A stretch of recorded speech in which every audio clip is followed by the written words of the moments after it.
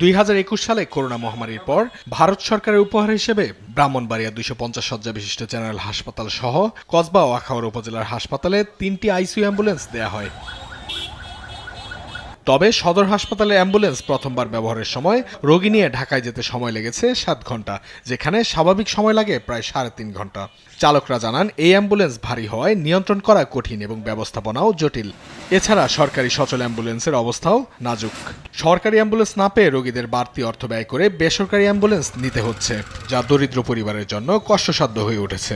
আমরা তো এত টাকা খরচ করে আমরা ঢাকালে যাওয়ান, আমরা অনেক সমস্যা হয়ে যায়। সরকার থেকে আমরা যদি একটা 2-3টা অ্যাম্বুলেন্স দিত, তাহলে মনে করে আমরা লাগে গরিব মানুষের লাগে, সাধারণ মানুষের লাগে আমরা লাগে অনেক সুবিধা হইতো। ভারত থেকে যে উপহারের গাড়িগুলো দিচ্ছে, এই কোনো কাজের গাড়ি না, এই দিয়ে 7 ঘন্টা দেখা যাওয়া যায় না।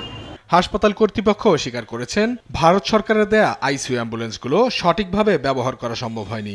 আমরা নতুন অ্যাম্বুলেন্সের জন্য চাহিদাপত্র দিয়েছি, আমরা এখনো সাড়া শব্দ পাইনি। তো আশা করছি যে আমরা পাবো নতুন অ্যাম্বুলেন্স। নতুন অ্যাম্বুলেন্স পেলে আমাদের রোগীর পরিবহনে বা রোগীর সেবা দিতে ভালো হবে।